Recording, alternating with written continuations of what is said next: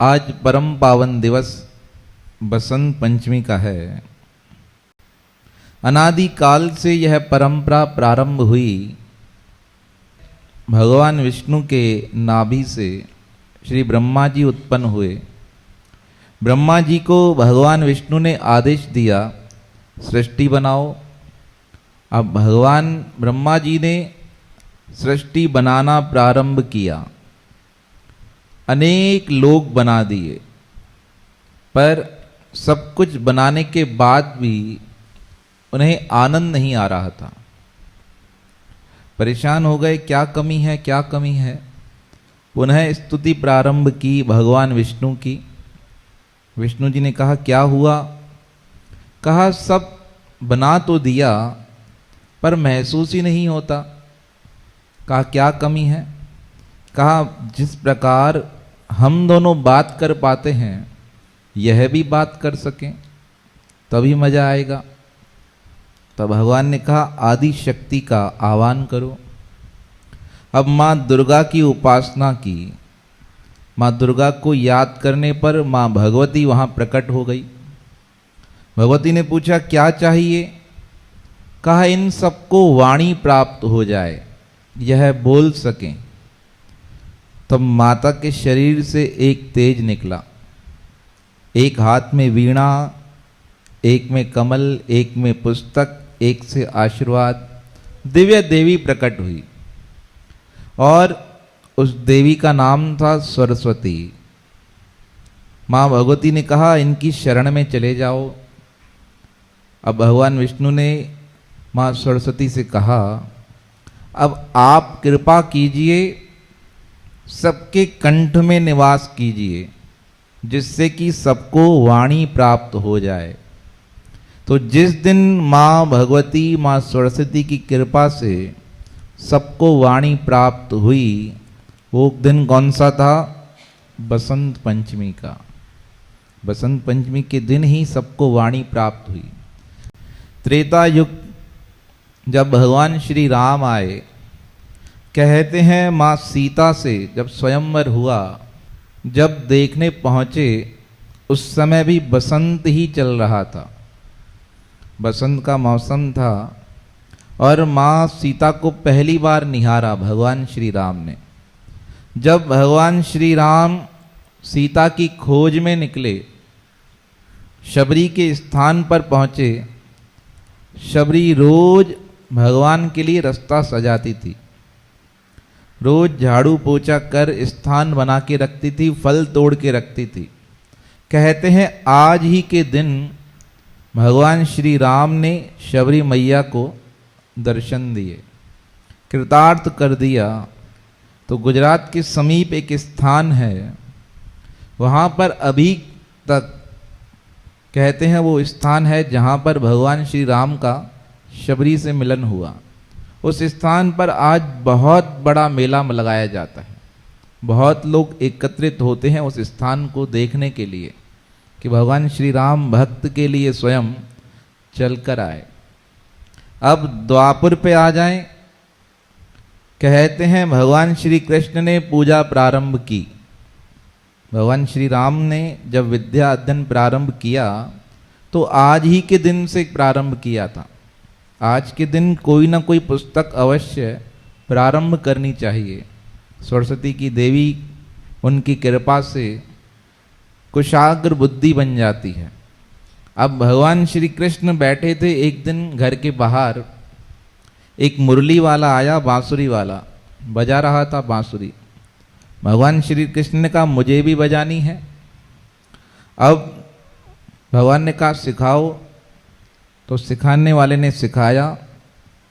अब भगवान से बजे नहीं पहली बार में। कहा, यह क्या, बांस का टुकड़ा और बज नहीं रहा है। उससे पूछा, कैसे सीख सकते हैं? तो सिखाने वाले ने कहा, समय लगेगा। कहा, नहीं, मुझे जल्दी सीखनी है। कहा, जल्दी सीखनी है तो माता सरस्वती की कृपा हो जाए।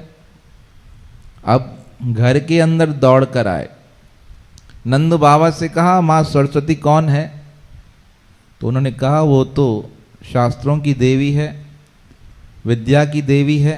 कहा, उसकी पूजा करनी है। भगवान की लीलाएं बड़ी अटपटी थी।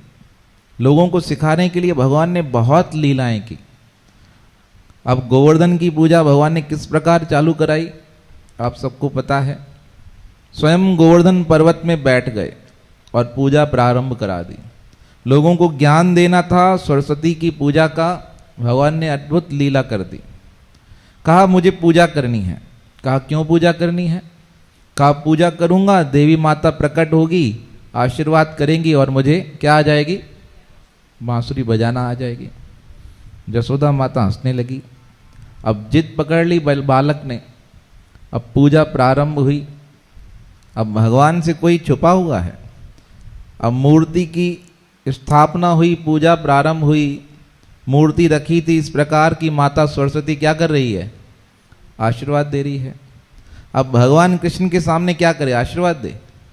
हाथ जोड़ लिए। मूर्ति ने अपना रूप ही, रंग ही बदल दिया। सब लोग देखकर हैरान।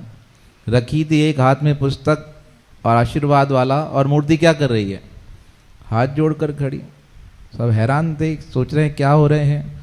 अब माता सरस्वती कहे प्रभु जी आज्ञा दो, क्या करना है? भगवान कहे कि हमें बांसुरी बजाना आ जाए। कहा प्रभु आ जाएगा, पर मुझे शर्म आ रही है, आप मेरी पूजा कर रहे हो।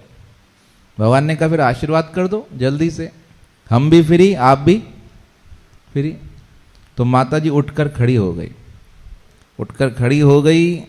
माता ने कहा प्रभु आपको बिना प्रयास के ही हमारी कृपा से क्या आ जाएगी? मुरली बजानी आ जाएगी। और ऐसी मुरली की तान छेड़ोगे जो सारा जगत सुनेगा, वो आपके पीछे पीछे दौड़ता हुआ चलता हुआ आपके पास आ जाएगा। अब इस प्रकार कहा माता जी ने, तो माता जी तो जाने लगी। तो जो और लोग खड़े थे ना, वो कहने लगे माता जी हमें भी तो आशीर्वाद देकर जाओ। तो माता ने कहा तुम्हें आशीर्वाद की आवश्यकता है ही नहीं, क्योंकि जगत के नियंता, जगत के पालक सदैव तुम्हारे साथ हैं। और जब जब यह मुरली बजाएंगे तुम इनके पास स्वतः ही खिंचे चले आओगे। यह मेरा आशीर्वाद तुम्हारे साथ है। इससे अधिक आशीर्वाद और क्या चाहिए? अब भगवान को वह विद्या प्राप्त हुई। वह दिन कौन सा था? बसंत पंचमी का। अब कलयुग में आ जाए, वही परंपरा बड़ों के द्वारा चलाई गई। कहते हैं आज ही के दिन पृथ्वीराज चौहान ने मोहम्मद गौरी को मार दिया था। मोहम्मद गौरी से 16 बार लड़ाई हुई। पृथ्वीराज जीतते रहे, पर धर्म के पक्के थे ना, वो शरण में आता और उसे क्षमा कर देते, माफ कर देते। 17वीं बार हार गए और वो सम्राट को लेकर अफगानिस्तान चला गया और उसने दोनों आंखें निकलवा दी पृथ्वीराज की। यह फर्क था हिंदू धर्म में और अन्य धर्मों में। हिंदू धर्म में शरणागत को क्षमा किया जाता था, नियत थे पर वार नहीं किया जाता था। अब मोहम्मद गौरी लेकर गया और आंखें निकलवा दी। तब पृथ्वीराज जी का एक सेवक उनके स्थान पर पहुंचा। कहा गौरी से राजा बहुत होशियार है, शब्द भेदी बाण चलाता है, जहां से शब्द उठेगा वहीं तीर चलाएगा। अब राजा ने कहा दिखाओ करतब। अब करतब दिखाया गया तो ऐसा बाण चलाया पृथ्वीराज जी ने। अपने सेवक की आवाज सुनकर मोहम्मद गौरी बहुत ऊपर बैठा था और ऐसा तीर चलाया जाकर सीधा गौरी की छाती में लगा। आगे जहर लगा हुआ था और जीवन लीला समाप्त हो गई। वो दिन भी था आज का बसंत पंचमी का। तो हमारे राजस्थान में तो पृथ्वीराज जी को भगवत स्वरूप करके माना जाता है, वहाँ उनकी पूजा की जाती है। मैं भी नरेश कुमार जी को बता रहा था, हमारे जयपुर में राजस्थान की तरफ या आप कहेंगे यूपी की तरफ आज से ही होली प्रारंभ हो जाती है। वहाँ पे झूले लगने, फूलों की होली, रंगोली बहुत चलती रहेगी। जब तक होली होगी ना तब तक मनाते जाते हैं। अभी स्वामी जी जाते हैं अलग अलग स्थानों पर, हर स्थान पर फूलों की होली मनाई जाएगी। बसंत पंचमी से यह प्रारंभ हो जाता है, प्रकृति में आनंद आ जाता है। मीराबाई बैठी थी एक दिन वृंदावन में, भगवान से कहा यह बसंत का दिन है पर सब खुशियां मनाते हैं, मुझे तो कुछ ऐसा अनुभव कराओ। तब राधा दामोदर जो मंदिर है उसके नज़दीक माँ मीरा जी का निवास था, वहीं रहती थी। कहते हैं राधा दामोदर मंदिर से भगवान बाहर आ गए और मीरा जी से कहा चलो तुम्हें एक चीज दिखा कर आते हैं। अब मीरा जी गई तो जिस वंशी वट के नीचे भगवान ने प्रथम बार बंसी बजाई थी ना, वो स्थान दिखाया। मीरा जी ने कहा यह क्या है? कहा यहाँ बैठकर हमने माँ सरस्वती का पूजन कर माता से विद्या प्राप्त की थी, तो कलयुग में प्रकट होकर भगवान ने पुनः किसका मान बढ़ाया? आज के पावन दिन का मान बढ़ा दिया। तो ऐसी माँ सरस्वती भगवती का आज परम पावन दिन है। स्वामी सर्वानंद महाराज जी तो इतनी महिमा करते थे कि उनकी एक संपूर्ण कैसेट है और 1.5 घंटे की है, उसमें सिर्फ बसंत की महिमा की है। कहा यह जीवन भी बसंत है, इस बसंत को क्या करना है? सफल बना देना है। कहा जिस प्रकार बसंत में प्रकृति खिल जाती है ना, उसी प्रकार अपने जीवन को महका देना है और परमात्मा तक पहुंच जाना है। तो यह बसंत का मौसम जीवन में खुशियां लेकर आए। और क्या महापुरुष कहते थे सद्गुरु स्वामी सर्वानंद महाराज, आपके घर से अगर मंदिर नजदीक है ना तो पैदल जाओ। कितनी भी भयानक बीमारी हो, बसंत पंचमी से लेकर 40 दिन तक कुछ चीजें रोज करनी चाहिए। स्वामी जी कहते थे पहले दिन 1 बादाम भिगोकर खाओ, दूसरे दिन 2 खाओ, तीसरे दिन 3 खाओ, इस प्रकार 40 दिन तक 40 खाओ। आपके शरीर की जितनी बीमारी है ठीक हो जाएगी। पैदल सुबह निकलो, 3-4 किलोमीटर चक्कर लगा कर आओ। रात्रि को सोते समय स्वामी जी कहते थे बादाम रोगन होता है ना, बादाम का तेल, वो यहाँ मस्तिष्क पे लगाओ। वैसे तो गर्म होता है पर इस मौसम में फायदा करता है, शरीर को ठीक कर देगा। आचार मत खाओ और तीखी चीज मत खाओ। या 40 दिन चाय और कॉफी छोड़ दो। आजकल होना कठिन है, हम तो जो सुना है वो बता रहे हैं आपको। स्वामी जी सर्वानंद महाराज जी एक बहुत अच्छी बात कहते थे। कहा एक बार सत्संग किया हमने, स्वामी जी बता रहे थे, कहा हमने कहा चाय छोड़ दो। कहा प्रेमी उठा, कहा सही प्राण कड़ी हटो पर चाय न चढ़ाओ। स्वामी जी के सत्संग में स्वामी जी ने बोला प्राण ले लो पर, कहा सर चाय का चस्का ऐसा है जिसको लग गया सो लग गया। कहा पर 40 दिन छोड़ देनी चाहिए।